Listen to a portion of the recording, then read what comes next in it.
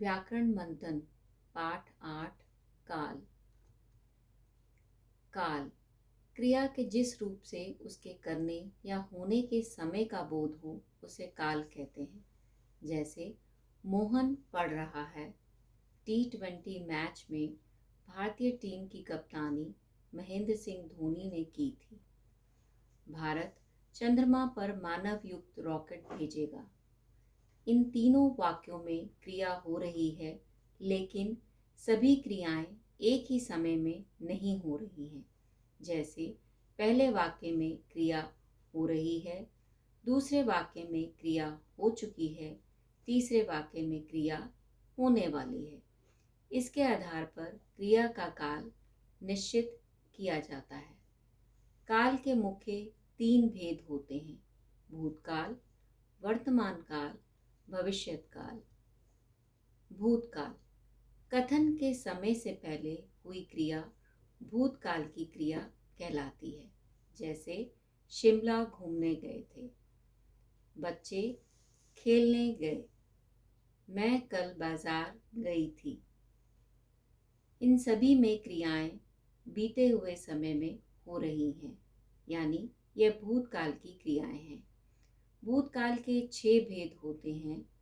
सामान्य भूतकाल क्रिया शब्द के जिस रूप से उसके भूतकाल में होने का पता चले उसे सामान्य भूतकाल कहते हैं। जैसे मजदूरों ने फसल काट दी, प्रकाश ने पढ़ाई कर ली।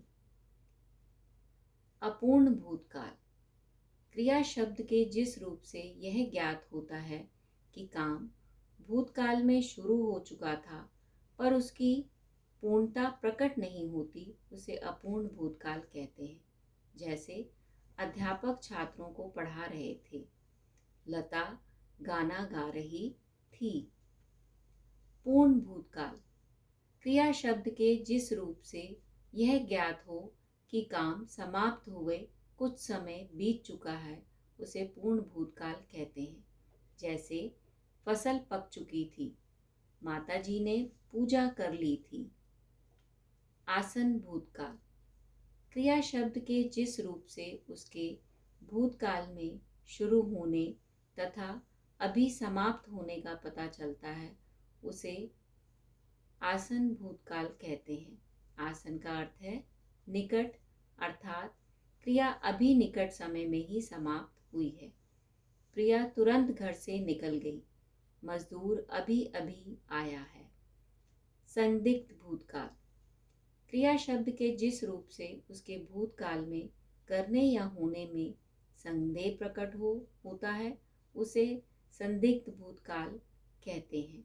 जैसे छात्र विद्यालय पहुंच चुका होगा, वह सो चुकी होगी।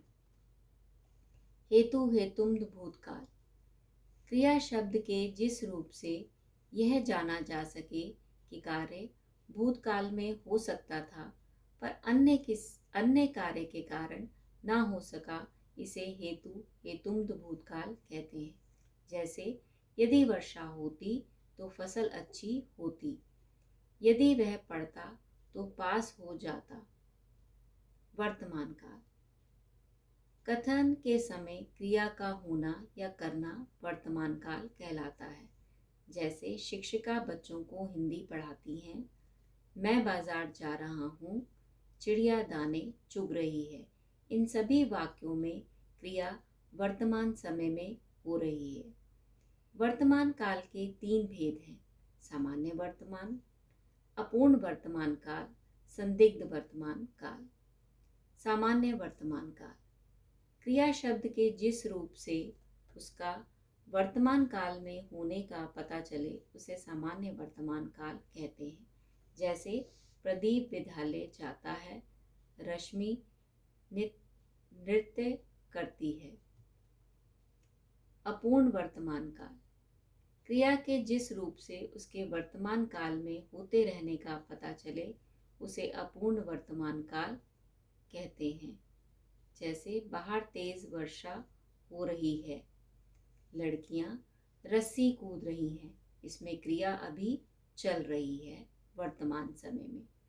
संदिग्ध वर्तमान काल क्रिया के जिस रूप से उसके वर्तमान में होने या ना होने का निश्चय ना हो उसे संदिग्ध वर्तमान काल कहते हैं। जैसे अनीशा अपना गृह कार्य करती होगी, शमीना परीक्षा दे रही होगी। तीसरा काल है भविष्यत काल। क्रिया के जिस रूप से उसके आने वाले समय में करने या होने का ज्ञात हो उसे भविष्यत काल कहते हैं। जैसे माँ खाना बनाएगी, सुनीता पत्र लिखेगी, हम सब मैच जीतेंगे। भविष्यत काल के दो भेद हैं, सामान्य भविष्यत काल और संभाव्यत भविष्यत काल। सामान्य भविष्यत काल क्रिया शब्द के जिस रूप से यह ज्ञात हो कि क्रिया भविष्य में होगी उसे सामान्य भविष्यत काल कहते हैं। जैसे श्रीनगर में बर्फ गिरेगी, मेहमान कल आएंगे। इसमें क्रिया आने वाले समय में होगी, इसलिए यह सामान्य भविष्यत काल है। संभाव्य भविष्यत काल क्रिया शब्द के जिस रूप से उसके भविष्य काल में होने में संदेह हो या संभावना हो उसे संभाव्य भविष्यत काल कहते हैं।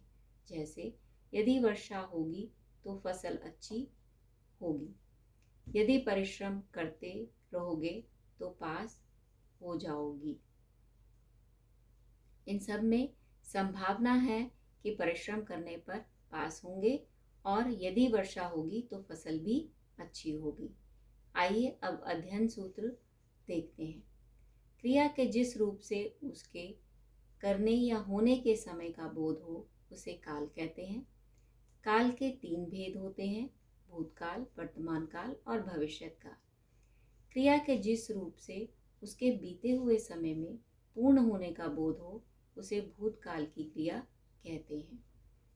भूतकाल के 6 भेद हैं, सामान्य, अपूर्ण, पूर्ण, आसन, संदिग्ध और हेतु हेतुम काल। भूतकाल क्रिया के जिस रूप से उसके वर्तमान समय में होने का बोध हो उसे वर्तमान काल कहते हैं। वर्तमान काल के 3 भेद हैं, सामान्य, अपूर्ण और संदिग्ध वर्तमान काल। क्रिया के जिस रूप से आने वाले समय में होने का बोध हो उसे भविष्यत काल कहते हैं और भविष्यत काल के 2 भेद हैं, सामान्य और संभाव्य भविष्यत काल। धन्यवाद।